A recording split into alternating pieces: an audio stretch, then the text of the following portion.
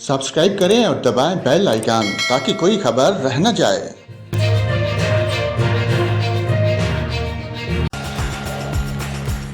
अस्सलाम वालेकुम नाज़रीन, यहाँ पर आपको खबर दें, महकमा मौसमियात ने सितंबर में भी मामूल से ज़्यादा बारिशों की पेशगोई कर दी।